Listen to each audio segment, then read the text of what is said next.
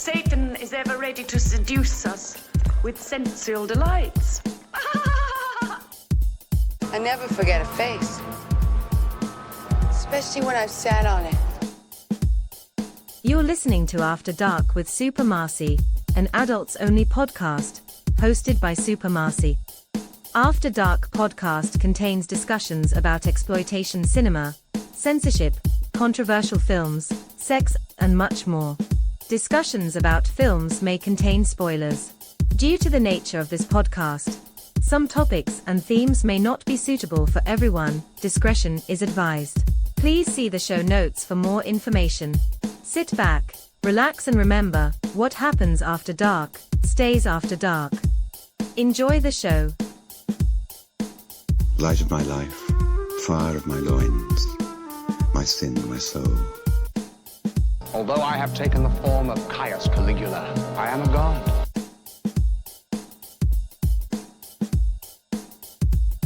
Hello, everybody, and welcome to another episode of After Dark with Super Marcey, an adults-only podcast. I am your host, Super Marcey, and the weird, sexy voice is only for the intro. Welcome back to another podcast, and this one has been in the works for quite some time, but schedules have allowed this to finally happen, and couldn't be happier to finally do this episode. And this one is a Christina Lindberg triple feature. That's right, not a double, it's a triple feature this time. And I am joined by my two guests, and I feel like I kind of have to introduce this one first because we do like 100 podcasts together, and that's just how we roll. Please welcome my brother from another mother. He is the terrible Australian. He is Bede Jermyn. Hello, Bede. How are you? And welcome back. Hello there, Marcey. How are you? I'm going to do a sexy voice as well for your sexy podcast. I was going to say, see how long you can keep that up, and then you'll know why I just do it for the intro. I'm going to keep talking like this. Okay, that's starting to get it's a little stereotypical. I'm going to move away from that now, but I will talk in my normal Australian voice. But I'm very glad to be back on the show, Marcey, and I'm looking forward to talking about the three films we're doing tonight of Christina Lindberg, who's an actress I was barely familiar with until you invited me onto this episode. Yeah, until this subject came up, I had only seen Christina Lindberg in one film. The whole idea of the episode and bringing it together is thanks to the next guest. Please welcome the co-host of Fearless Pretender, Mr. Sam Inglis. Hello, how are you? And welcome back. Hi, Marcey. Thank you for having me for my first After Dark excursion. Yes. It's taken me a while to get on this one, but I am slowly taking over your network, one podcast at a time. That just means some things never change. Very slowly, by the way. We've been planning this one for fucking 3 years. Something ridiculous. And yeah, After Dark was on a little bit of a hiatus. Just things were so busy and I was very frazzled in my head. It was very hard to watch and organize to do things, but I'm back on track now. So we're finally here to do this podcast. And Sam, you brought the idea to me. So tell us a bit about what gave you the idea and some background info on Christina Lindberg and what makes you a fan, I suppose. I haven't done this show before because, as a repressed British person, I am not one who's given to being like horny on main, I think the kids call it. And this seems to be like Horny on Main, the podcast. So, which is why I haven't gotten here before. But Christina Lindberg is best known anyway as a star of sexploitation and softcore films, mainly from Sweden in the early 70s. And I've just always been a fan of hers. Like you guys, I saw her first in Thriller, A Cruel Picture, which I was fascinated by just because of its title, and got around to seeing when a friend made me a copy of the original DVD years and years ago. And I just from that moment wanted to see more of her films. And I've seen a bunch now. I've still got a few to knock off the list, but I think she made a lot of really interesting movies. So I thought this would be a really good excuse. What other show am I going to spend an hour talking about Christina Lindberg for? So, as you asked, to give you a bit of background information, she was apparently born Britt Christina Marinette Lindberg in Sweden. I don't have the town or anything like that. On December the 12th, 1950. We actually, I think, originally planned this to come out for her 70th birthday. We missed the boat just slightly. Just a little bit. Anyway, she had one sister and two brothers, born into a working class family, and apparently had initially planned on becoming an archaeologist. But as people will realize if they've seen her films or when they see her films, she was recruited as a model early in her teens for very clear reasons. First for swimsuit pictorials, and then she moved into doing nudes, including the Penthouse Pet for June 1970. And in that time, she was apparently also the girlfriend of the Swedish king, or now king, Carl Gustaf, in the early 1970s. Very successful model, and like many successful models, she was recruited into doing movies. And I'm going to apologize up front for all of my Swedish pronunciation. I do not know the language, but her first film was Rotmanad in 1970. And she made 17 movies between that and the final film of her productive period, Wide Open, in 1974. The major thing for me, the fascination about Christina Lindberg, isn't that she's beautiful. Don't get me wrong. She is almost impossibly good looking. And this is this show. I would be lying if her frequent disrobing wasn't something that I enjoy about her movies. But if that's all you're after, then all you need to do in this day and age is type a simple search into Google, and she and any of a number of other ridiculously hot naked people are a click away. So it's not that. She's also just a really fine actress. There's a quote from an actress, I think it might be Julia Roberts, who doesn't do nudity, to the effect that once I take my clothes off, you're not watching the character anymore, you're watching a documentary. And I think Christina Lindberg is one of the people who kind of gives the lie to that. We're going to talk about 3 films today, and across each of them, she creates 3 very distinct characters, very different registers of performance. And that is something that goes through both the nude scenes, many nude scenes in all of these films, and the ones where she has her clothes on. And I would just contend ultimately that she has much more talent than your typical softcore star, and is just more memorable than most of them. Yeah, I would agree with that after having watched just these 3 films. And as you said, across the 3 films that we're discussing today, which are Maid in Sweden, Thriller: A Cruel Picture, and Anita, Swedish Nymphette. Yeah, across those 3 films, they're 3 very distinct characters. They're 3 very distinct performances. And she certainly has quite a lot of talent as an actress that you can see throughout these films and in different ways, that I think, besides her being absolutely stunning and very nice to look at without her clothes on, that she had talent besides being the typical person there for looking at because they're very nice to look at without their clothes. She provided a lot of substance to the material that was there, and it's not just about taking her clothes off. Bede, you think the same as me, that you had only seen Thriller before and you hadn't seen these other ones and not quite familiar with Christina Lindberg. So what are your, I guess, initial reactions and into what Sam said as well after having watched these 3 films, which we will go into more depth very soon? Well, actually, Marcey, I'm going to be honest, I'd never seen any of her films before this podcast, even Thriller. I know you said it to me ages ago to watch, but I never got around to watching it. How dare you? Well, And you bought that really lovely set that came out. Well, which I have right here, which I always planned on because I knew of Thriller, A Cruel Picture for quite a number of years. I am shocked and appalled right now. He's watched it now. It's fine. He's watched it now. But I honestly thought you had seen it back in the day, but I guess I'm wrong. But please continue. Well, there's a reason we call him the terrible Australian. Well, to be fair, I did blind buy the movie because I'd heard a lot about it over the years. And if I was going to experience Thriller, A Cruel Picture, I needed to experience it in 4K. So, but in that regard, though, in regards to Christina Lindberg, like I said, I've never seen any of her films before. All I knew is that she was in Thriller and also starred in these kind of mixture of sexploitation, softcore films.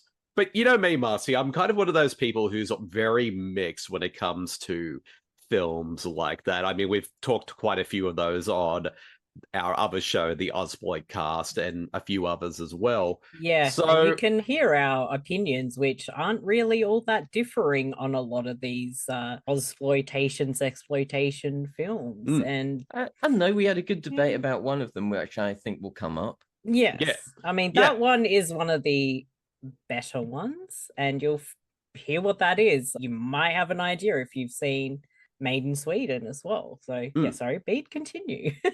Yeah, but I guess again she is an actress who has a cult following behind her, and I've never seen any of her work. But so when you brought up the possibility to come on this episode, it gave me a chance to check out some of her films from her filmography, particularly the 3 best-known films that she's well known for. So it was kind of an interesting experience watching all 3 of these films over the course of a few days. And I didn't do them in release order, but I did leave Thriller as the last one, since that's kind of the big major one in her filmography, but I did watch the other 2 first. So I definitely have a lot of thoughts on all 3 films and what I think of Christina Lindberg as an actor. So once we get to the 3 films, I look forward to discussing them. Yeah, fair enough. And Sam, was there anything else you wanted to go into with Christina? I think the other thing to talk about is, again, there's something other than like pure talent that is defining about why we remember certain people in cinema. And if these weren't interesting films beyond Christina Lindberg's boobs, we wouldn't be talking about them after 50 years. The most recent of her golden period, as it were, or productive period, those films are 50 years old this year. But it's more than, as I say, the reason we're talking about her in that respect is more than just talent and more than just attractiveness. There is just something about presence in cinema. It's rare and it's hard to define. I think with Lindberg, it's mostly in the eyes. She has very expressive eyes, and they kind of draw us into her face and let us read more subtleties in her performances. She made a couple of films in Japan, which if we do another episode on her, we will probably get to. And she worked with the exploitation legend Reiko Ike over there in a film called Sex and Fury. But there's no evidence, to my knowledge, that she crossed paths on screen or off with the great Meiko Kaji, who is the lead of Lady Snowblood and Female Prisoner Scorpion and films like that. And for my money, nobody on film has ever had more expressive, more compelling eyes on screen than Meiko Kaji. But placing her next to Christina Lindberg might well have given her a run for her money, I think. That would have been an incredible stare-off in like mid-70s exploitation cinema. I mean, what could have been, that would have been quite the sight. And I very much agree. Christina, very much with her acting, it's in the eyes, and that's something I noticed across the 3 films, and we'll certainly get into that. I understand that comparison quite well. So yeah, let's get into the movies, shall we? Yes. First, Maid in Sweden. There comes a time in every girl's life when she knows she's not a little girl anymore. Inga at 16, at her coming of age, learns everything there is to know about love. From 1971. It was directed by Dan Wollman. It was written by Ronnie Friedland and George Norris. It was a US co-production, and the cast is speaking undubbed English. So we note that as we discuss this film. And of course, it stars Christina Lindberg, along with Monica Ekman, Krista Ekman, Leif Naislund, Per Axel Arsonsenius, and I apologize for my pronunciations. I do not know Swedish at all. And the plot synopsis: innocent teenager Inga goes to visit her sister in Stockholm and finds her living with her secret boyfriend, Kasten. Away from her controlling mother, she slowly embraces change and succumbs to a boy's charms. Yeah, I think I would put down succumbs to a boy's charms in very big quotation marks in that plot synopsis. Sam. Certainly charms. Yes, certainly. Sam, do you want to give us your initial thoughts on Maid in Sweden? Yeah, this isn't my favorite of the films that we're talking about today. It's my least favorite of the films that we're talking about, in fact. But there's a lot that I like about it. I think it's Lindbergh's first film, or certainly it's her first significant film, her first lead role. And she's a schoolgirl living in a very small town who, as we said, goes to stay with her older sister. And while she's there, she discovers sex, first with a guy sister and her sister's boyfriend set her up with, and then, of course, with her sister's boyfriend, because that's just the kind of movie and kind of time that this is. I think people will get from that synopsis, it reminds me quite a lot of a film that we've discussed before, Felicity, in that it works as a sexploitation film, sure, but it's also part travelogue.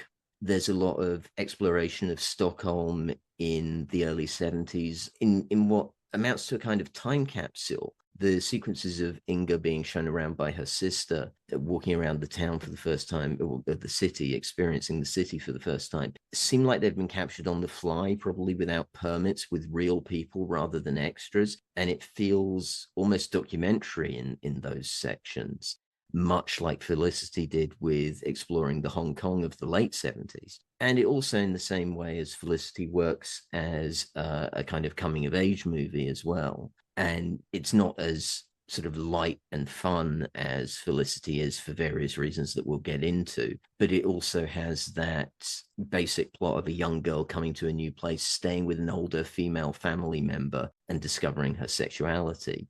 So it works in the same ways, I think. Yeah, I mean, what do you guys think about that as a whole, as the basic structure of the film? Yeah, I think that's the basic structure. It's not a heavy plot. It doesn't really need it. That's not what it wants to be. Bede, what about you with what Sam has said about summing up the movie? Yeah, because you weren't keen on Felicity. Did this remind you of it at all? Or? Oh yeah, definitely. I definitely got the Felicity vibes from it when I sat down to watch it. And within the first 30 minutes of it, I kind of knew, oh yeah, I know exactly where this story is going to go. But in terms of the movie itself, I think my thoughts on it are pretty much exactly the same as Felicity in terms of how it explores this young woman's sexuality. But yeah, it kind of just did nothing for me. At least with Felicity, the cinematography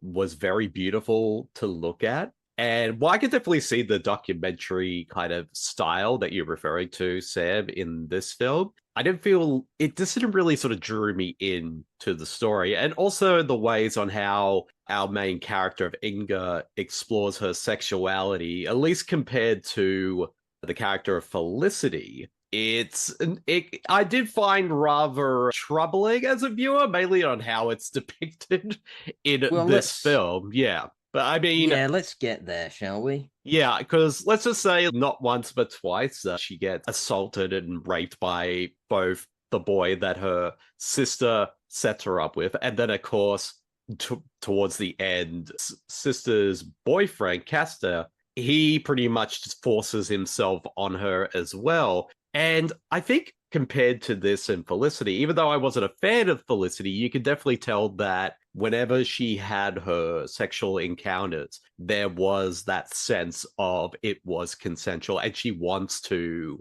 explore it. But how it's sort of depicted here with the character of Inga, it is like she's being basically thrown into the deep end by her older sister, and she's kind of forced, and then these men kind of force themselves upon her, and then to kind of make matters worse, she basically starts to like it, which as a viewer, it definitely didn't make it very comfortable viewing overall. And yeah, and it was kind of just troubling in which on how it depicts this young girl's coming of age and her sexual awakening in this film. How it sort of viewed that in this story just didn't really work for me, unfortunately. Yeah, look, I'm not going to make excuses for any of that. It's really disturbing, and we shouldn't be shown the idea that sexual assault is a thing that a woman can come to enjoy, which is almost how all of these sequences play out, is also something that is just of its time and of its genre. Oh, definitely, and if you're going to engage with exploitation cinema of this vintage,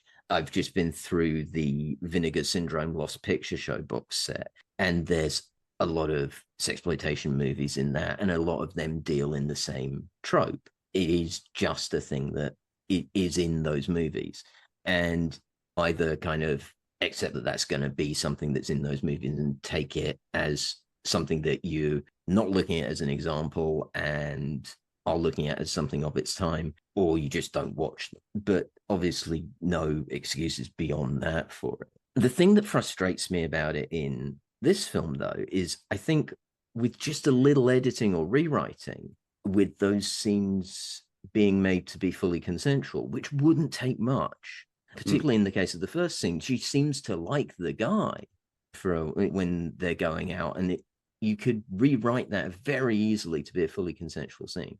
And that way we would be able to see this much more as the story of a young woman taking a brief opportunity of being out of her conservative home environment and exploring her sexuality on her own terms. But that's just not what many sexploitation films did in 1971.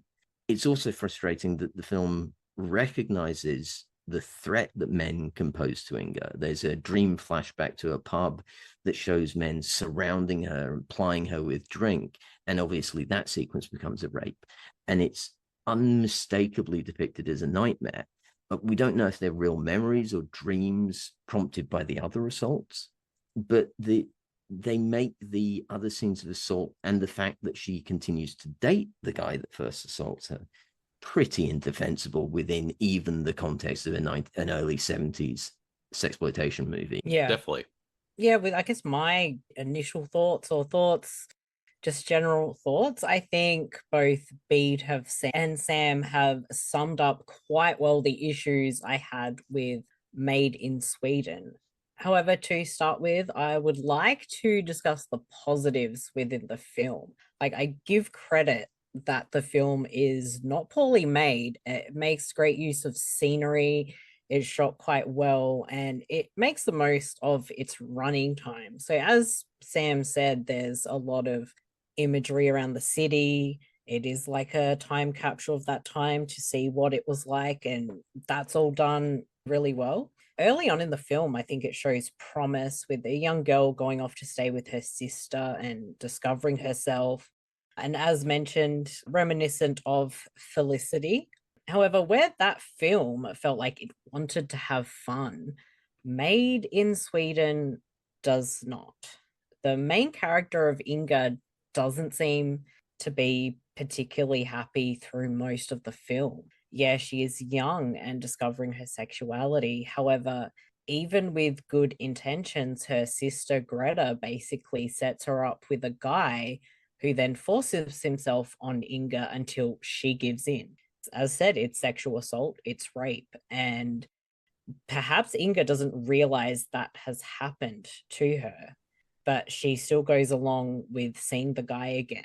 She doesn't tell anyone, she hides it from her sister. And again, she doesn't look or feel remotely happy. And it's actually really sad seeing no one is really there for this character.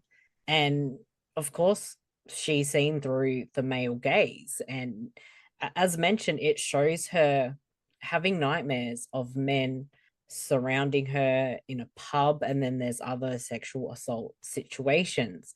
But the film doesn't tell us if this was a flashback in a nightmare. This all happens before she has the encounter with the guy who forces himself on her. And it's a little confusing, and then Inga is again forced on by a man whilst taking a bath, and it's her sister's boyfriend. When caught in the act, he puts the blame squarely on Inga, who did nothing wrong. He barged in on her while having a bath.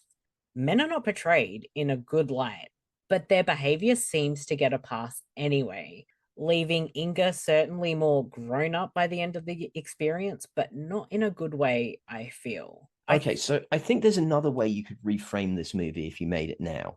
So you could either do it as like Inga being in control of her sexuality, Inga exploring willingly. That would work fine. That would be a minor rewrite.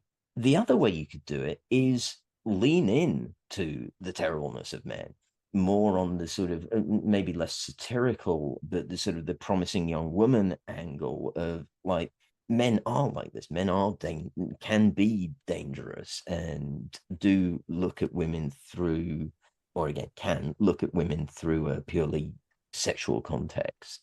And for a young girl exploring the city for the first time, these dangers are there. And there have been plenty of films recently made about that idea. And again, it would be easy to sort of reframe this and capture that in an interesting and serious way.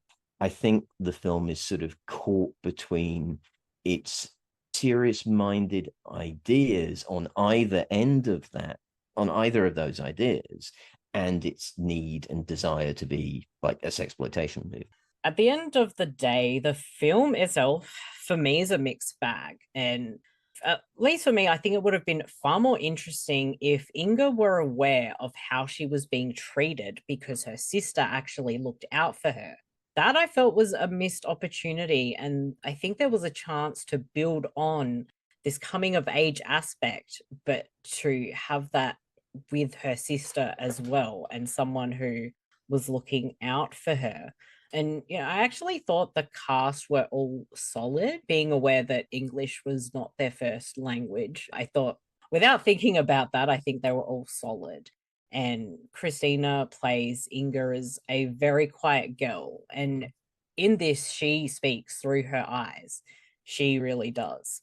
She may have struggled a little through the language barrier, but I felt despite that, she did a strong job with playing Inga, and I really felt the sadness behind her eyes. Bede. Yeah, I guess with Christina Lindberg's performance in this film, because when it came to watching these films, I watched Anita first, and then I watched this one second. And in a way, I'm kind of glad I did that, because if I watched Maid in Sweden first, I probably would not have even thought of, at least based on this film as a starting point, Christina Lindberg as a particularly good actress. And I don't think it's really her fault at all, but I think it's because since she has to perform this performance in English, you could definitely tell, like you say, Marcey, she is kind of struggling with the English accent compared to her co-stars, who seem to have a much more grasp on it. So she does come across as very stilted with her English dialogue, but as you've already kind of stated before, when it comes to her body language, she's able to still give off what her character is feeling in those scenes, even if the dialogue doesn't really help her in that way. So, yeah, I do feel like her doing this entire film in English definitely hindered her performance for me. So I do wonder if it probably would have played a lot better if she was able to still do it in in Swedish, but unfortunately though, her performance here didn't quite work for me for that reason, even though from her body language and facial expressions, I still got a sense of who the character was, even if the dialogue didn't quite work for me in its delivery. So we've ragged on this movie pretty hard, I think, and that's actually, I think, somewhat unfair to how I feel about it. Anyway, I like this movie. It's not great. It's clearly the least of the films that we're talking about today, but I do think it's well made. Like Marcey was saying, I like the contrast it draws between both the look and the attitudes of the city and the country. I think actually there are some really good scenes between Greta and her boyfriend Carsten, which give a different perspective on sex as well. Within their relationship, the sex is clearly consensual and loving. And that's why Inga, I think, falls for Carsten. He gives her an impression of sex that makes her fears seem unfounded and suggests like mutual consent and pleasure, despite what eventually happens, which is why it's an even bigger betrayal. So I think there's some interesting and some fairly complex things going on there. In terms of Christina Lindberg, yes, again, this is the least complex of her performances that we're talking about today. But I think she still projects the innocence and the naivete of the character effectively. And I think we get the sense of her wanting to grab a short opportunity. She's in Stockholm for 4 days with both hands. And as you guys have said, she's obviously the weakest English speaker in the cast. But I think the awkwardness of that sometimes is appropriate for the role because she is meant to be hesitant in a lot of ways, but it doesn't come from the character. So it's never as effective as it could be. And as you've said, it relies more on her presence than her acting. And I think that's, interestingly, in a way, the thing that we most get from Maid in Sweden is that whatever the struggles of the film, whatever struggles that she has with the language and the dialogue here, there's just such obvious presence, she's just so obviously interesting the entire time. No, I agree. Like, I didn't dislike the film. I think some of the issues really are kind of too big to put aside. And as I said, I think it's quite well made, and I think there was potential for something more than what it was. I don't think it quite reaches what it could have been. And you do bring up some interesting points with Inga seeing her sister and the boyfriend in that consensual sexual way, but then Inga herself doesn't experience anything in a consensual way from that, the sister's boyfriend and the other guy. So I do think there's some interesting things there, but it didn't entirely fully work for me. So yeah, it is more of a mixed bag, but I think Maid in Sweden did have potential that I don't think quite got there.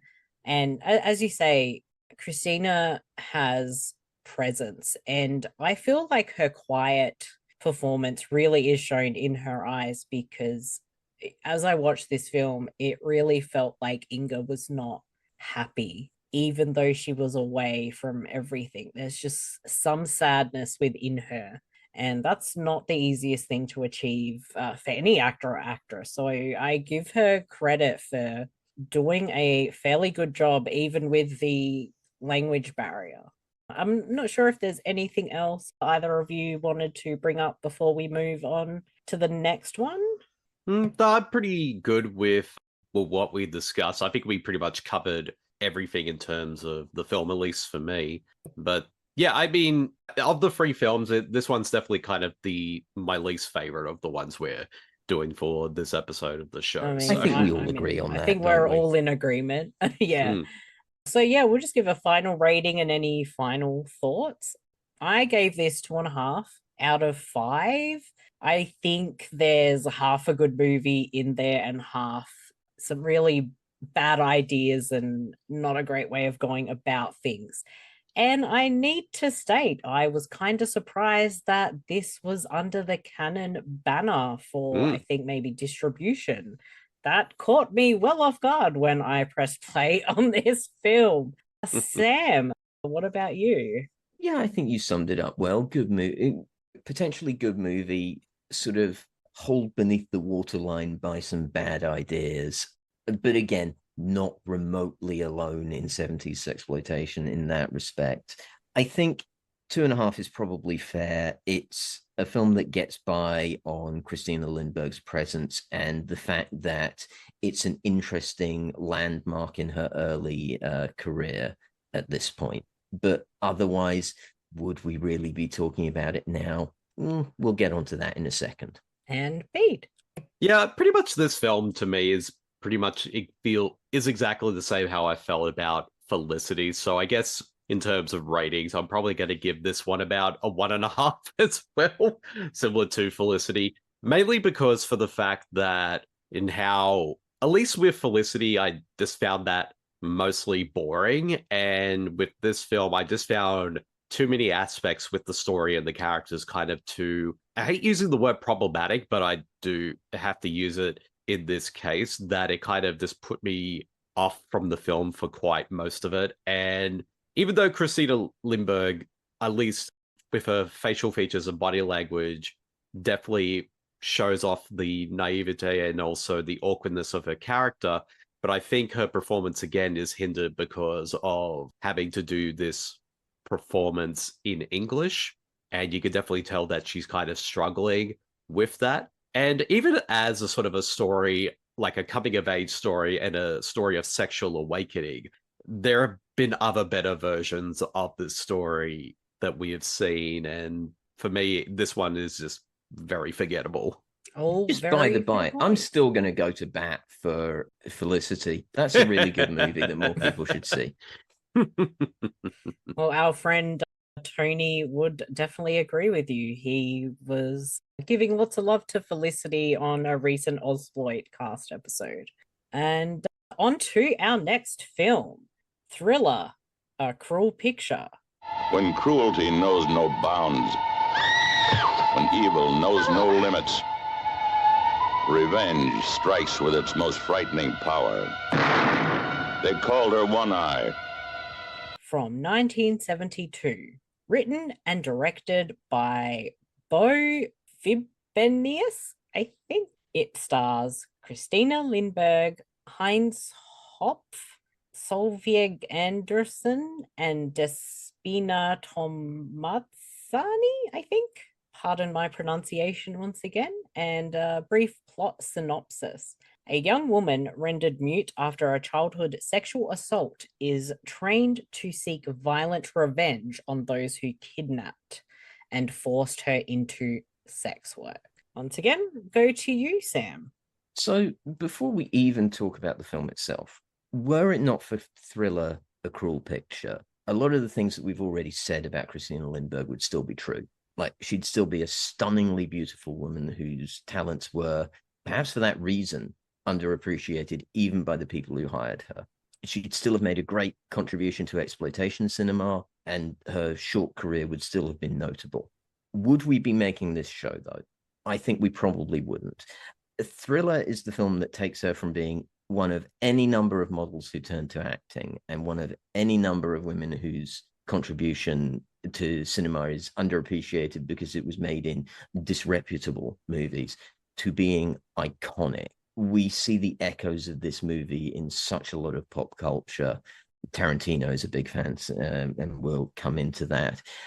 But yeah, I think this is just a hugely significant film just in and of itself. And the reason that her films survive is that she made this one. Yeah, I can understand that for sure. My just brief initial thoughts with this one. Well, Thriller really is a cruel picture in every which way, and there's no doubt about that. As Sam briefly mentioned, Quentin Tarantino is a big fan of this. I think he said it's one of the most brutal or something revenge films, and I'm sure if you've seen this, you'll definitely know the references in Tarantino films. So we have the character of Madeline, played by Christina, who goes through hell from the time she was a child, winding up kidnapped by the 70s version of Andrew Tate for sex work, and she loses an eye. Madeline doesn't give up despite all of this horrible crap. She takes her time to learn to fight back and seek revenge on everyone, with the worst saved up for the quote unquote pimp character. It's kind of hard to argue with her taking out this revenge. No one treated her like a person. The ones that did have died.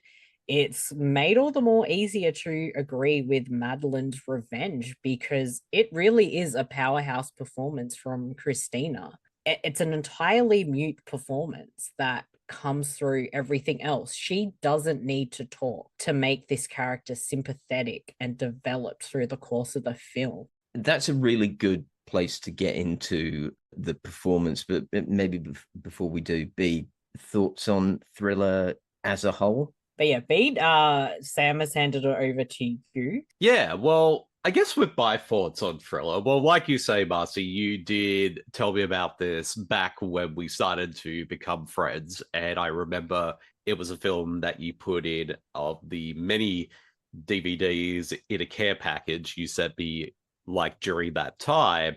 And yeah, well, that is when I first heard about the film, and because you told me about it. And I'm kind of surprised I never got around to watching it until now, because of course when Vinegar Syndrome released the 4K special edition of it, which also includes the US recut version, they call her One Eye, I thought, okay, I've heard about this film forever, I'll buy it and check it out. And I gotta say, I actually loved this movie. And one of the reasons why that is the rape revenge film is definitely, again, like a very mixed bag subgenre for me. Like, when I go into one, I know exactly what to expect. And there's quite a few in that genre that I do like. I mean, I Spit on Your Grave, the original. I thought that was a good film. Even though, yeah, there's a lot of aspects of this subgenre that is very disturbing, and understandably so.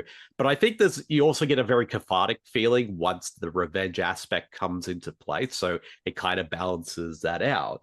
So when I sat down to watch Thriller, I was kind of expecting exactly that. And the film definitely delivers on that.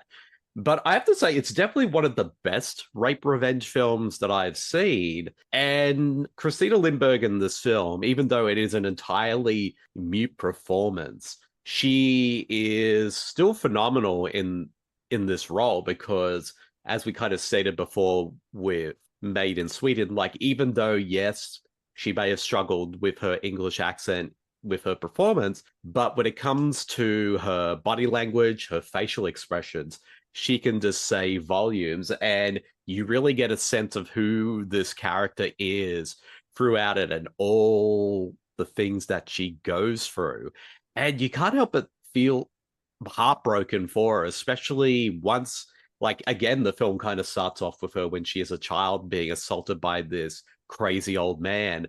And then once she's kidnapped and forced into sex work and all the things that happen to her throughout the film, it's very disturbing and unsettling, but also heartbreaking. So pretty much after when her parents dead, thinking that she hated them and never wanted to see them again, that's when her revenge plan goes into effect. And what's interesting though, because in any other film she would have just gone straight into it right away, but I like the fact that for a lot of the film it's her playing the long game with the revenge aspect. Like, yes, she's still getting assaulted by the many clients that she meets, but when that is not happening, she's training herself martial arts, she's training herself how to fire a gun, she's training herself how to drive a car. And I like the fact that we kind of see her build herself up to the badass that we see her in the last act of the film. And yeah, it's just such a masterfully done film all around. Like, there's definitely one aspect about the film I feel that didn't work, and we'll go into that in a bit because I know you both know exactly what I'm talking about. But overall, I found this a pretty compelling film, and I mean, I had a feeling I was going to like it, but I was surprised on how much I loved it as much as I did. Yeah, she's just a force of nature in this. Sorry, Marcy, did you? No, yeah, I agree. She is Absolutely. It's it's such a great performance.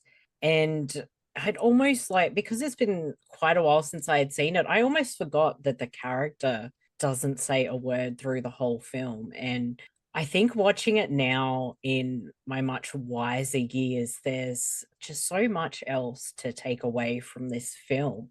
I do want to get into one aspect that kind of annoys me about the film. So Okay, I mean, do you want to? we can get into that in a bit, but I want to talk about her performance first because it's so interesting. Like she's she's a force of nature in this movie. It's really once her eye is cut out and she dons a series of eye patches that are color coordinated with her outfits. I love the costume design in this film. It's not something I'm given to really talking about much in movies. I don't care about clothes. I'm wearing a band t-shirt and a hoodie at the moment. It's like I don't give a fuck. But the clothing in this film is incredible. But it's then that we see her as a truly iconic figure who was completely ripped off for Elle Driver in Kill Bill, by the way. But I think the brilliance of what happens with Lindbergh's performance and making her mute in this film is that she kind of becomes a walking Kuleshov experiment, like an editing experiment where shots were put next to each other and people were asked of their impression of what was trying to be said with these otherwise random shots that were put together. She's a walking version of that. There's this impassive and unblinking gaze that you can assign whatever meaning you like to a certain degree. But I do think it's more than that. I think, and maybe this is just me doing the experiment, but I feel like there's grit and determination there. There's intention and vengeance in that monocular stare that she has. And it's all coming through, again, just her sheer presence, and she's this tiny woman, I think 5'2", something like that. And it never makes her look bigger or stronger than that. Stronger, sure, but not bigger than she is. And yet she dominates every frame with her sheer presence, particularly and increasingly as the film goes into its third act and driven by the vengeance. Now, I think you guys both want to talk about a bit of a directorial choice that I think is great, but do you want to tell us what that is? Yeah, I'll echo your sentiments with the fashion design of this film. It's really, really well done. And as that movie progresses and she starts actually having a wardrobe, it's incredible. I think they nailed every little bit of her visual presentation. I watched the uncut version for this podcast and it could have done without the hardcore porn scenes. Oh, you wanted to talk about that choice. I fucking hate that choice. I thought you were talking about a different thing. Yeah, hardcore porn scenes. I believe they were done by an exhibitionist couple. I understand the purpose, but I think it's just as impactful without seeing it. When the character of Madeline begins her revenge, it's brutal and it's brutal and bloody, but there's an air of beauty with how it's shot and edited. But in contrast, these not random but just hardcore porn scenes, I didn't need to see that. I think the impact would have been there, and I think I was more disturbed with just how grimy it looked compared to the rest of the film. I didn't need to see hairy flapping balls, and I didn't need to see anything with assholes. Well, I'm making up. Sorry, go ahead, Sam. No, go. Well, I kind of agree with that because, I think I might have heard about that there was actual unsimulated sex scenes in this film, but I completely forgot about it. So when they sort of popped up, I was taken aback at first. But my real problem with these scenes, this outside of being completely unnecessary for the film, and you could take him out and it wouldn't make any difference. And hairy balls. And hairy balls, and among other things as well. Let's just say that.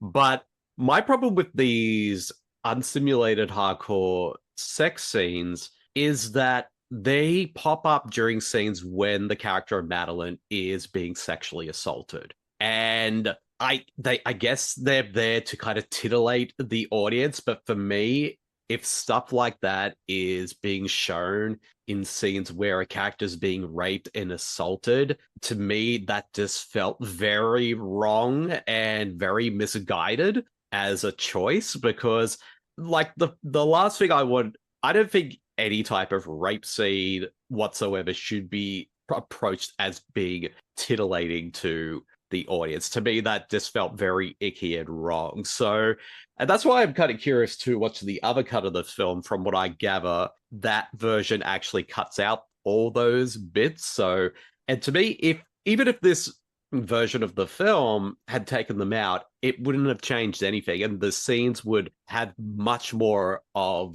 impact if they weren't there. But the fact that they are, it's like this film is trying to have its cake and eat it too, like having all these disturbing scenes of rape, but yet let's give something titillating to the audience. Let's see actual penetration in these scenes. So it just felt wrong. I just don't know who found it titillating, because it's so grimy. Yeah, that's what I was going to say. Titillation may be the intent, but it is not the effect. Yeah, that's what I mean. Like, exactly. Yeah, exactly.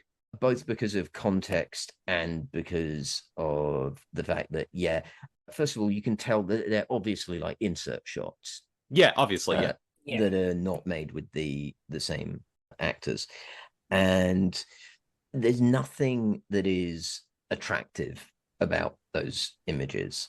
And to a degree, like, if that's intentional, I understand it. I don't think it's particularly defensible, again, particularly given the context, but I understand the idea. I would say if They Call Her One Eye cut only those shots, I would call it the definitive version. It cuts a vast amount more. I think of it as an interesting coaster if it didn't have a bunch of extras on that disc. So, like, I'm not interested. I've seen that version of the film once. I won't watch it again. It's just a shame that I have to deal with the insert shots when I'm watching the uncut version, but it's not worth losing the rest of what it loses to lose those shots. Yeah, I don't like that choice at all. I don't think it serves anything particularly well. Yeah, sorry, that's about it. But yes, the excellent website Movie-Censorship, which compares hundreds of alternate versions of films, notes over 100 differences between They Call Her One Eye and the uncut version, which add up to 19 minutes of cuts. So it is far from just those inserts. That's definitely extensive. Yeah, I would say. Yeah, I don't really have any interest to see that version. I mean, it's an interesting curio, certainly. Yeah, but... I mean, I still don't really have much interest in seeing it, because I don't think I ever did see that version. I feel like I found out it was called that after I saw the film, but I'm not sure if I saw the version like originally that didn't have those scenes. I can't remember. They just really stuck out to me this time, and that didn't work. But I'm curious, what was the editing choice that you thought we were going to talk about instead? Well, not an editing choice, but a filmmaking choice. Like, I think Bede Jermyn really makes this movie. Like, Lindberg is incredible in it. But first of all, he directed that performance, so points to him. But also his filmmaking choices really make this movie, and the most distinctive among them is the way that he shows the violence of Madeline's revenge. We are using Madeline here because that's her name in this cut, and in one of the oddest choices in They Call Her One Eye, she's referred to as Frigga in that version. Don't know. Anyway, the way he shoots those violence sequences is every time Madeline attacks somebody who has wronged her, when she's taking out her revenge, The film moves into slow motion, and not just slow motion, but super slow motion. Most slow-mo, people will know, is shot at a faster rate and then projected at 24 frames per second to give the illusion of moving slower. And much slow motion is shot at 48 frames. So it moves at about half speed. The camera that was used to shoot this was a specially made camera that shoots at 3,000 frames per second. And the effect is kind of like watching the violence take place underwater.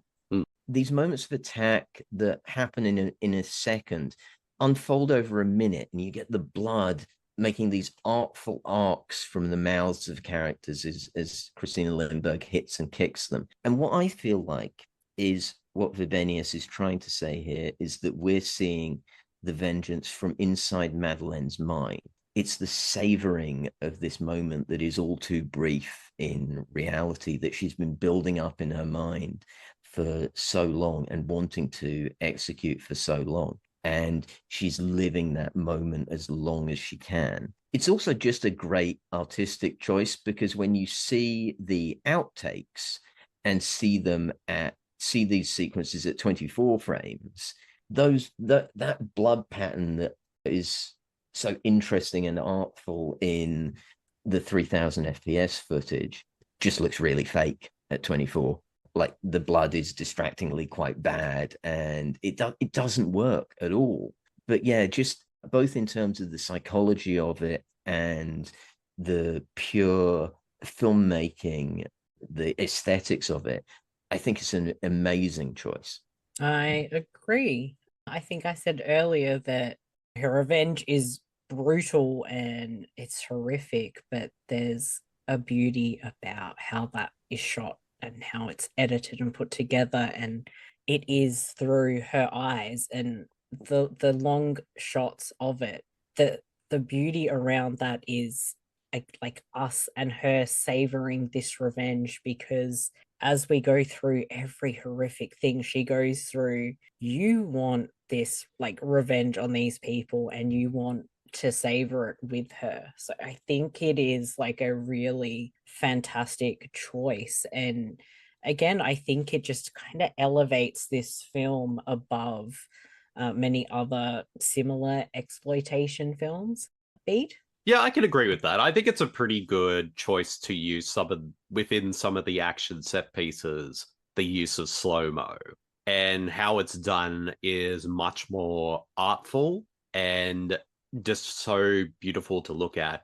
I do think, though, there were moments where I do think it went on a little bit too long, especially the fight scene between the two cops. There was moments where I felt like, even in slow motion, that section kind of dragged on a little bit longer than it needed to be. But outside of that, I think it's used incredibly well.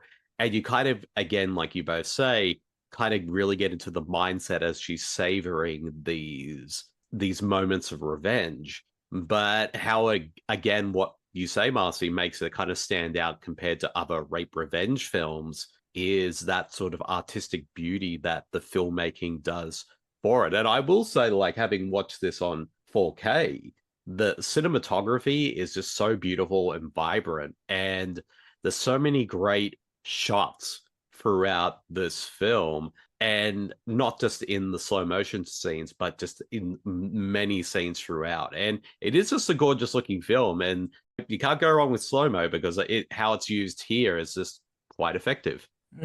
It's some of the best like slow motion that I've seen, like, just I think in any film, because it's certainly there with a purpose.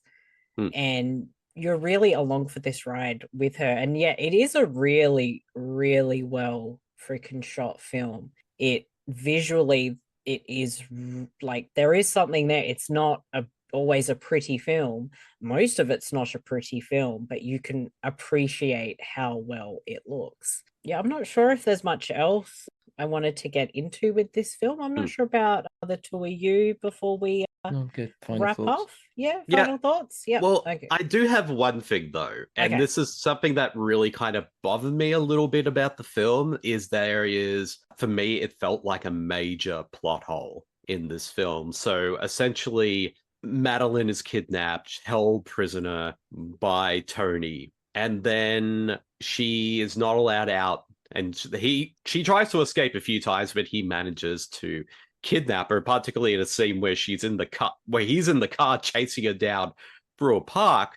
But then later on, when she actually manages to go back home after the scene where she has her eyes stabbed out, I'm thinking, like, what's going on? Like, did she escape? What's going on? But apparently, like, on her day off, she's allowed to go out. And a part of me is thinking, like, why isn't Tony keeping an eye on her? Well, despite the pun with the eye, yeah, it all goes back to the dependence on heroin. Well, yeah. She has to get it from him. And as we've seen, that once she actually does escape, he makes sure she can't get any more heroin on the streets. She has to get it from him. So he knows that he can control her because she needs the drugs. Oh, yeah. Like, I definitely got that from the film, but at the same time, it's a little bit of a stretch, especially in that regard. Well, Bede, if she didn't do that, she wouldn't have learned all those awesome skills. And I do believe Christina Lindberg trained quite hard for this film. I know she did months and months of prep, and it shows, because I believe she could probably kick my ass. Well, I mean, I agree with that. I think that's why I love the scenes where she's training up. But at the same time, I don't really buy that someone who has been kidnapped as a sex worker would be let out free to do whatever she wanted to, even train and all that, without some kind of supervision, even if the reason she would have to go back was because of her heroin addiction. But yeah, I think that's even too much of a stretch for me. I mean, the heroin addiction is the script reason, but ultimately, like in a lot of movies, it is an excuse. And we talked about this on the episode of my podcast of Fearless Pretender that Marcey and I did. Sometimes you have to pick your problem. And yeah, maybe you don't entirely buy that, but the excuse is there. And without it, there's not a movie. There's no movie. And we mentioned Tarantino and Kill Bill, and a lot of the training and stuff is very reminiscent of Kill Bill, how she has to train herself up out of a coma.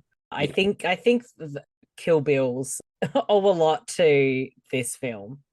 Certainly. Yeah, but, I mean, Kill Bill, like a lot of Tarantino's filmography, and this is not to denigrate his filmography, there are many that I like very much, including Kill Bill Volume 1, not so much Volume 2, but it is just a digest of his influences. It's more than it is like anything original. And as I say, that's not to denigrate him. He's a great remixer of influences and a great filmmaker in his own right. But that is what he's doing. Pretty much. It's just funny to kind of rewatch it again with fresh eyes, but still pick up on these things a bit more than what I did initially, I think. But yeah, final thoughts and rating out of 5. I give Thriller a very fucking cruel picture 4.5. Don't fucking take my eyeball out.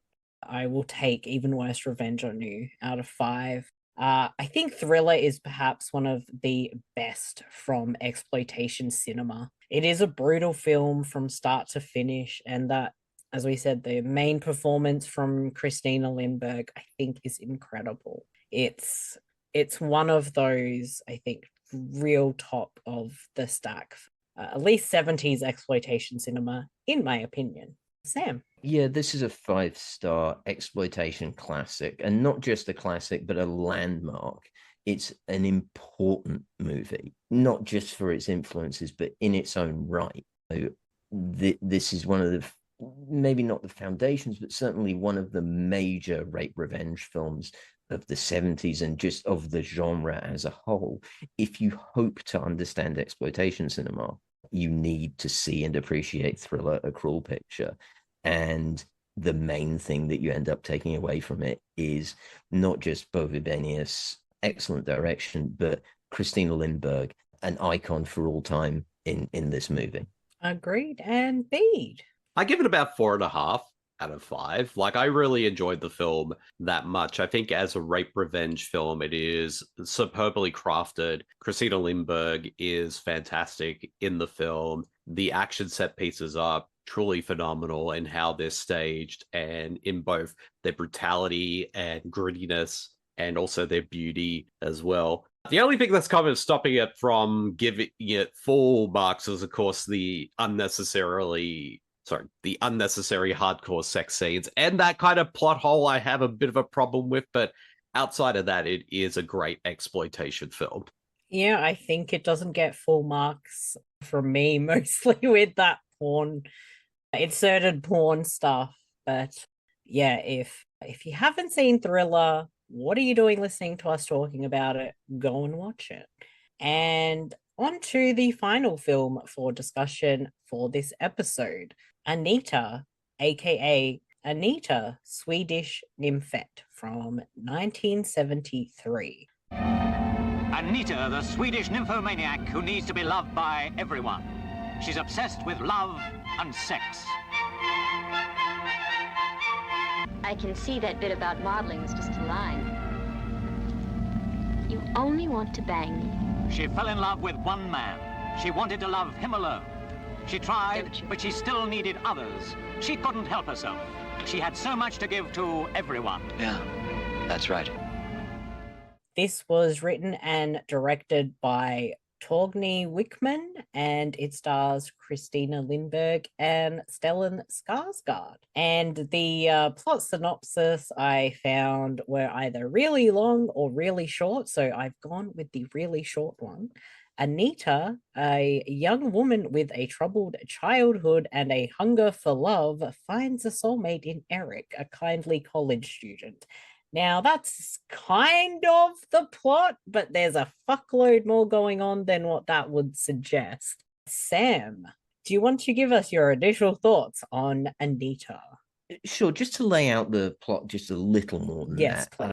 Christina Lindberg plays Anita, who is a 17-year-old nymphomaniac who is drawn compulsively to sex with all kinds of strangers, but she's unable to gain any pleasure from it. And this compulsion has her ostracized by her family and indeed by the rest of the town, the small town that she lives in.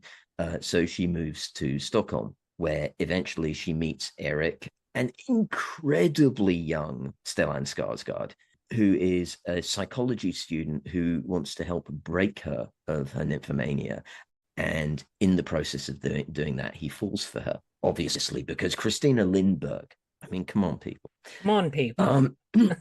Interestingly, and I think strangely in a sort of way, I put this down as a truly sex-positive film.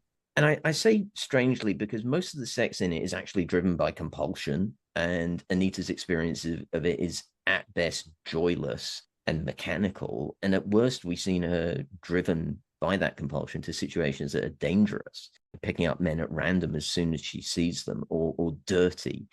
She takes one into a makeshift tent at the side of a construction site, and you know, she's vilified, excoriated for this approach to sex. And yet it's a film that the eventual plot is that Eric and Anita, their main goal throughout the film is for Anita to be able to to find fulfillment in the sex that she's going to have, even if the way that she actually gets there feels sudden. I think it's hard to think of a more sex-positive message within sexploitation film of this vintage. Yeah. So this film did not turn out to be what I had thought it could be just based on the title and the poster. I honestly did not expect a film from the early 70s to tackle something like sex addiction, mostly with care and understanding. And that's quite progressive for this time period. As I expected the nymphette aspect of the title to be about a young woman having sex with men and there be lots of smut. But this isn't really that at all. It tried to tackle like nymphomania quite seriously, showing the main character of Anita doesn't do this for pleasure. It's out of an act of rebellion. She has psychological issues that cause the compulsion, and ultimately she doesn't derive joy from this. The film doesn't shy away from basically everyone being nasty to her. They call her names. They're ashamed of her. Her parents being the worst. They do nothing. During a party where Anita strips in front of all their friends, they don't seem to care. A room full of middle-aged men frothing at the mouth over their teenage daughter. But then in contrast, the person who does care is Eric, as we mentioned, ever so young Stellan Skarsgård, who's studying psychology and has an interest in studying. He doesn't give in to her advances and genuinely seems like he wants to help her. And the story is told non-linear, which I think was slightly confusing at first, but it actually made for a more interesting film because you see the contrasts of Anita between the time periods. Bede, I'd like to hear your thoughts on Anita. Well, at first, when the film started and it showed Anita going on having these random encounters with the many men that she has throughout the first half of this film, at first I thought, okay, I know what this type of film is. I kind of lost interest with it for the first half. But once she does meet Stellan Skarsgård's character, and he tries to help her be cured, so to speak, from her nymphomania, that's where the film kind of started to get really interesting. And them trying to discover fulfillment from within her sexuality. And that's when the film was far more compelling. And also the relationship between the two characters I found really interesting as well.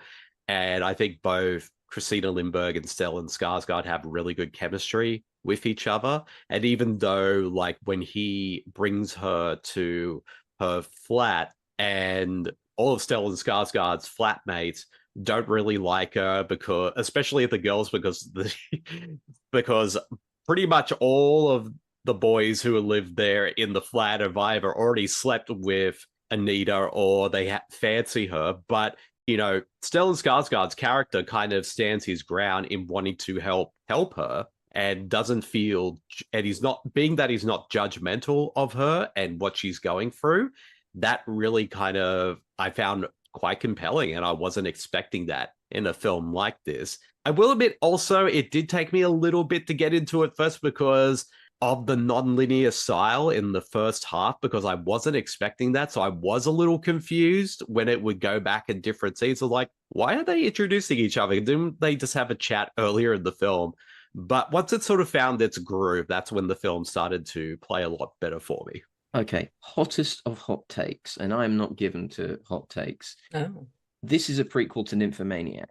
You know what? I still haven't seen either Nymphomaniac, and even I thought, isn't this basically the plot to Nymphomaniac? I thought the same thing, and uncoincidentally, Nymphomaniac, as in the whole cut, so every 4 hours or whatever the hell that it is, will be discussed on this podcast. And I did kind of think that, even though I haven't seen it, and maybe I was just saving it for this podcast, but I'm not sure if it's a hot take if we kind of agree even without seeing it. I just haven't heard it before. I haven't heard anyone talk about this. I'm not sure how many people, at least that I know, that I've seen talk about this film. So, but I think the thing is, I think it holds up between the two films, because we don't learn Eric's surname in this movie, and we don't learn Seligman's first name.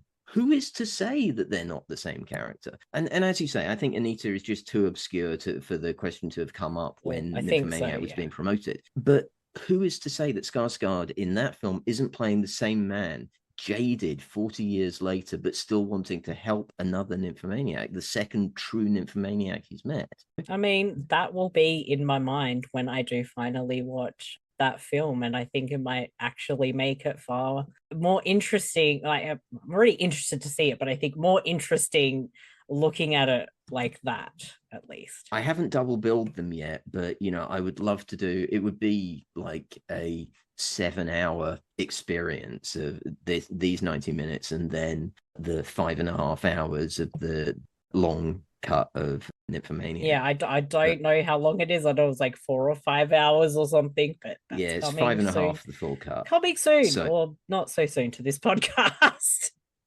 But the other thing to talk about here, of course, again, this is the point of this podcast or this episode, is Christina Lindberg. And I think it's key that this film was made after Thriller. That film clearly stretched her acting abilities further than ever. And I find it hard to imagine that she'd have been able to bring the type of performance that she gives here to the table before she made that film. I think she's phenomenal here. I just think she's so good. And Skarsgård is great as well. He carries off a performance that paints Eric as earnestly wanting to help her and horny because, again, Christina Lindberg. But most of his scenes are with her, and she really holds her own with him. I think what's really interesting in those sequences is that she's a really good on-screen listener, it turns out. And we get the sense of her kind of really taking in what he's saying and falling for him more slowly, because he's deliberately not taking the chances that she offers him with her. I buy into the idea that the two of them are coming to care about each other, and that's something that Anita is just discovering how to do. I think Lindberg makes that process credible and actually really moving. I think she's so good in this. Yeah, look, I think that both of the central performances are really, really good. I think that Christina Lindberg is especially fantastic in the role. And again, it's so vastly different from the other films. And you do feel for Anita through the film. I think what kind of weakens a little bit of the film is it is still told in this male gaze. We do see Anita, she's naked a lot, and I know that it's kind of meant to be appealing, but there are times obviously it's not, and the men around her don't regard her as anything other than a quick fuck or a blowjob. And yeah, that's the purpose, but I think I wanted to see this more through her eyes, where we see it more from theirs. But also, I think a little bit with how the film ends was a little weird. It just seemed like, oh, your compulsion is suddenly gone, and now you've experienced the orgasm, which is what Erica said. If she hasn't had one, she doesn't know what that's like, and she's experiencing love after knowing Eric for a week. So I don't know. I still think it's a really good film that tackles a heavy subject matter in a really positive way, especially for this time period. And again, Christina Lindberg was really stretching out those acting chops, and she really does a fantastic job, because you feel the pain and hurt within Anita around the compulsion and how she's so unhappy. And I think a big takeaway apart from that with the film is, yeah, you look at it and it's a product of the time, but the portrayal of men is still relevant 50 years later. And that is, as a woman who has not had the best of experiences, to say that. Again, not all men, I'll make that clear, but this is a generalization, and I've had probably more negative experiences than positive ones I'll hand it over to you guys. First of all, fuck all people who say not all men. Second of all, too many men. Too many men is one too many men. Yeah. I'll leave it at that. And as I wrote briefly on Letterboxd, I have thoughts, and I've expressed my thoughts and how I feel about that. So I do want some input on how you felt about the ending and some of these other aspects as well. Just curious from the male side of things, or male perspective. Yeah, as I said with Maid in Sweden, this movie at the bottom of it all is what it is. It's a sexploitation movie from the early 70s. You're going to get what you get in a certain direction, in a certain way. And the way it looks at Christina Lindberg, we wouldn't make a film that looks at women that way now, and that's good. That's progress. Let me be clear. But at a certain level with these historical movies, and I think this is a movie and a movement in terms of like exploitation and sexploitation cinema that is worthy of being looked at as film history. You have to understand that that's what it is at a certain level. So you can absolutely judge it for being what it is, but that's just true. So there's that aspect of it. I also think in a lot of ways, though, even in the 2 years between them, this is kind of, in some ways, what I was talking about Maid in Sweden trying to be. A film that at least attempts to square the circle between some serious-minded ideas and providing that sexploitation content. Is it fully successful? No. I mean, it's still, as I said, a product of its time. But I think it's vastly more successful than Maid in Sweden in that respect. Absolutely. I do think this is a far better film than that. And again, like, despite some of the issues I have with the film as a whole, there is a lot of progressiveness to it. And it does argue that a woman shouldn't be looked down upon or called a slut because she's not ashamed of having sex. And it says something about a woman's sexuality and the misconceptions. And I think that's a really important aspect and part of the film that I think I really appreciated, that seeing something again from the early 70s having this mindset. And you can see films 20 years after this that have the very wrong mindset. And again, I appreciate how progressive that was for the time. And that's something that we've rarely said with some exploitation films. Just to contrast that a little bit. It would have been nice to see a bit more progressiveness with some exploitation, but that's not to say we didn't get it. I would say one of the best, like, in terms of progression that we saw with that movement is one of the earliest ones we watched, which was The Set, which looked at the queer scene back then, and it was just a frank and honest film about it. And I feel like this film kind of wanted to take that frank and honest approach and not be disillusioned by things. Yeah, I think that's true. And as I said, I think ultimately it's, and again, correct me if you think I'm on the off base on this, but I think it's a sex positive film. I think it's a film that is about the idea that sex is good, and it's good when it's pleasurable. Yeah, I don't think that's a bad message at all. I think it is a little rushed with how that unfolds in the film, and the sex scene between Anita and Eric is completely different than any other sex you will see in the film. And that's with a purpose, because it's something she wants to happen for that enjoyment and to get satisfaction out of that act, which I applaud them for doing that. I think it was a little bit just fast and stuff for me, but I guess I will see the 5-hour version when I get to Nymphomaniac. Yeah. I mean, I agree with you. The ending is rushed, and it wouldn't have been bad to have. This is only a 90-minute film or so, and it wouldn't have been bad if it was 100 minutes, 105 minutes. Oh, to not just at all. Bulk that out a little bit. I would have welcomed an extra even 20 minutes to this film, because I did find it really interesting and quite different. And again, I just found those two lead performances really good, and they shared some really strong chemistry. And I read in the trivia on IMDb that quite some time after the release of this film, Stellan Skarsgård said he fell madly in love with Christina Lindberg while filming this, but felt he was vastly out of her league. And I can see why. I can see both things. I mean, how could you not? I mean, yeah. Bede, I feel like you've been a little bit quiet, so let's get some of your thoughts on some of this, and then we'll wrap up and give our final thoughts. Yeah, definitely. Like I said, it really is when it kind of goes into the more exploitation aspects of the first half is where I feel like it is the less interesting part.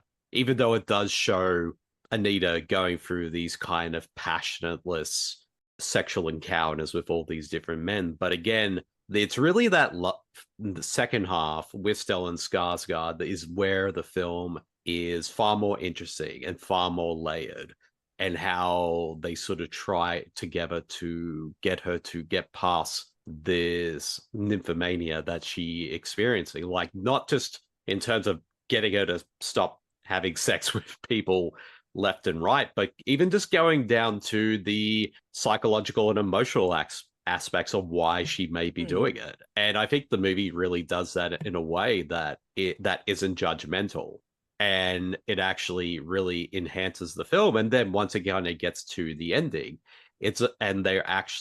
she's able to overcome it and they can be together, and it's actually quite a lovely moment for the two of them. And also the ending kind of ends on a very happy and positive and hopeful note for the two of them. So yeah, it really is one of those sort of sexploitation films where, but like for me, the actual sex stuff is the least interesting part, but the fact that as it goes along, it becomes more interesting with some of the themes that it tackles within its story. And I do want to say, like, I don't think something like nymphomania is, I think there's a real thing, but I'm not sure that's the right term for it. That I have been through some pretty shit times in my life, and I've turned to sex when I probably shouldn't have. And I understand the feeling of it, like that emptiness.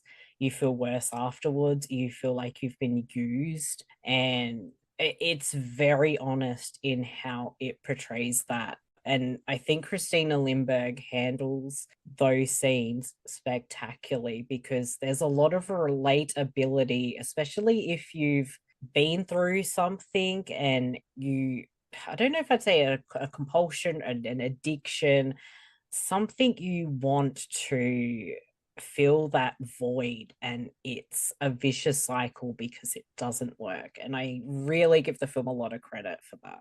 I don't know if anyone wants to add anything, or if you're completely shocked that Marcey has had sex I'm not before. shocked. I just don't have anything to add.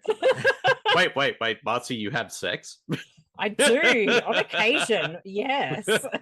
See, my mind is blown right about now. Yeah, sometimes it's not that bad, despite what I may have said. But yeah, I guess we can wrap up the discussion on this film, and I give it a 3.5. I think it's a really strong film, and it's certainly led by two very strong performances and really good chemistry between characters. And again, for me, it does have some issues, but overall, I think it tackles things in a more positive way. It is a sex positive film. It doesn't want to degrade something like nymphomania or addiction. It wants to try and explain things, and it leaves with sexuality it doesn't have to be a negative thing, it can be a positive thing. So I think its heart was in the right place. I think I may have liked it a little bit more if we had more through the eyes of Anita rather than a kind of a male gaze. But again, it still kind of falls into that exploitation. So you can't get everything that you want. Sam?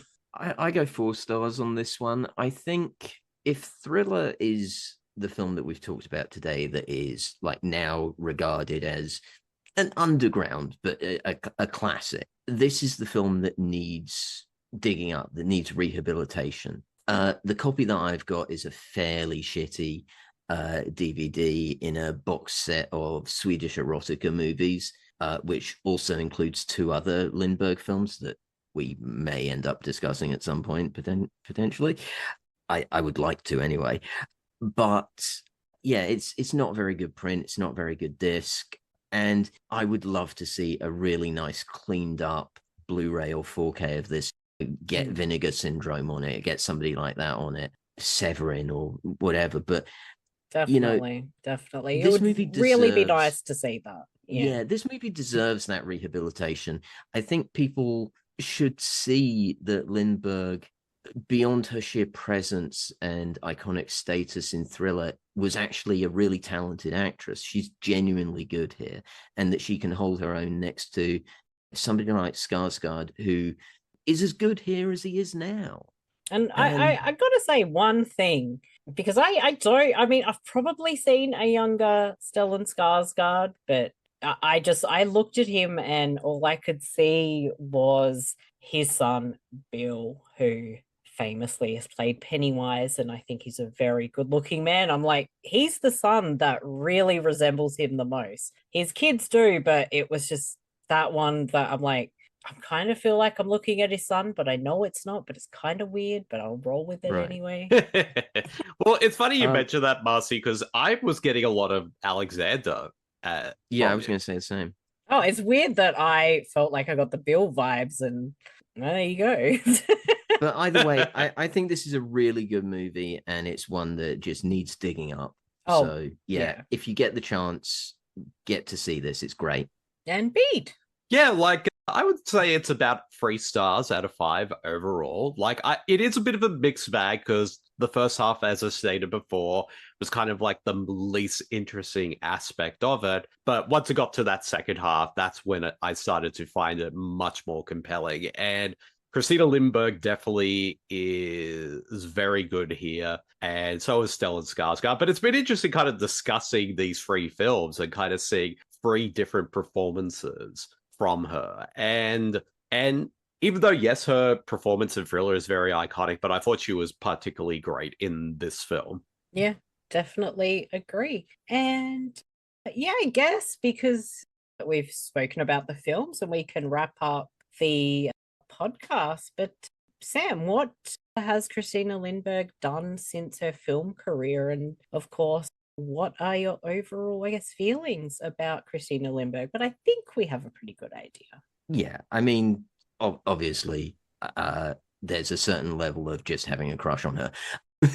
But I think there's more beyond that, and I think we've made that clear. After her movies, she stopped in like 1974. Her career was 4 years long. 17 movies in 4 years. Crazy. But she studied journalism in the late 1970s, and subsequently she wrote articles for various men's magazines. And nowadays, I don't know about right now, but certainly later on, she became the owner and editor-in-chief of a Swedish aviation magazine, which I'm going to go with my better judgment and not try and pronounce the name of. But sadly, she actually took over that following the death of her fiance, Bo Selberg, in 2004, which, you know, and I don't know anything about her personal life beyond that. I try not to find out much about actors that I'm interested in largely. But on the whole, I think the thing about Christina Lindberg and all these films are that they're just more than you'd expect. I enjoy exploitation cinema for what it is at times. You know, like I own the Indicator box set of the Confessions films, which are 3 British sex comedies from the mid to late 70s. They're exactly what you think they're going to be. They're loosely linked, cheeky, very obvious, and quite bad sketches with some boobs thrown into each of them. And that's fine for what they're going for. They're an interesting snapshot of a type of British cinema of a particular time. But what they're not is like an exploitation urtext like Thriller, or a genuinely thoughtful film like Anita. And in a genre that had like plenty of equivalents to Page 3, things essentially designed to serve their audience and then be moved on from, Lindbergh's films persist, I think, because she's just fascinating. She's beautiful, but I think that beauty was often allowed to overshadow an obvious talent. And that's why I'd kind of like to do another of these. Look at Sex and Fury, which she made in Japan, and some of her other well-known films like Exposed or Wide Open, and maybe even Black Circle, which is a 2019 film which she has a supporting role in and was her first feature in many, many years. So she's still out there. She does Q&As and things like that. Tarantino famously tracked her down for a Q&A, and I think led to a lot of her resurgence recently. But yeah, she's still out there and she's still interesting and charismatic and beautiful. And yeah, I'm a huge fan. Yeah, I would very much like to, I guess, do a part two to this episode and explore some more Christina Lindberg films. As even though these three had mixed results, I still want to watch different films and see you in 3 years for that films. Yes, we'll probably do that in 3 years. We'll add it to the schedule and discuss potentially maybe another triple feature with 3 films. But yeah, we'll get to that when we get to that. There's a lot of planning on this podcast, a lot of exciting things coming up. But yeah, as I said, I am quite intrigued to see more with Christina Lindberg, and it is quite fascinating that she made so many films in such a short amount of time and then moved on and did something else with her life. And it would be kind of crazy if she ever listened to this podcast. Maybe, I don't know. I'm always glad if someone listens, but now I'm getting all blah blah blah. But yeah, I guess that is a wrap on the episode. You can find After Dark on all your podcast streaming services, and we are on a bunch of the socials. And the best place to check out all the links is either the show notes or head to the Linktree address, which is / After Dark Network. So linktr.ee/After Dark Network. And you can find me on all the other podcasts at supermarcey.com, and you can find those also on podcast streamers everywhere. And for me personally, I'm pretty much Super Marcey on all the socials and super_Marcey on Letterboxd. And you should follow me there so you can get a hint of all the crazy things I am watching and probably will be podcasting about. Sam, where can people hear your podcast and any socials that you have remaining, because social media is a nightmare these days? Yeah, well, I actually don't use Twitter anymore, so forget that. But you can find me on Blue Sky and on Letterboxd as 24FPS UK. You can find the show Fearless Pretender at Blue Sky as well, or look us up on Spotify is the best way to hear the show. We're also trying to add other podcast services as we go. I've been having an absolute nightmare trying to get on iTunes. I don't know what I'm doing wrong, but for some reason it will not work. But we are on other services and trying to add services. But yeah, Spotify is the best thing to do for Fearless Pretender. And if you are at all a fan of the great character actress Jennifer Jason Leigh, you should be listening to that show. And if you're not, you should be watching Jennifer Jason Leigh's films and then listening to our show. Absolutely. And yeah, Bede, where can people find you? And I'm sure most of the listeners already know, but we do it anyway. I don't know what you're talking about, Marcey. I don't know what that means. But if people want to find me personally out there on social media, they can find me on Twitter, Blue Sky, and Letterboxd under Bede Jermyn as one word, so I'm easy to find there. And of course, you can find all my work over at supermarcey.com, and as well as all the podcasts that you and I host together there, and as well on the Super Network and all podcast streamers everywhere.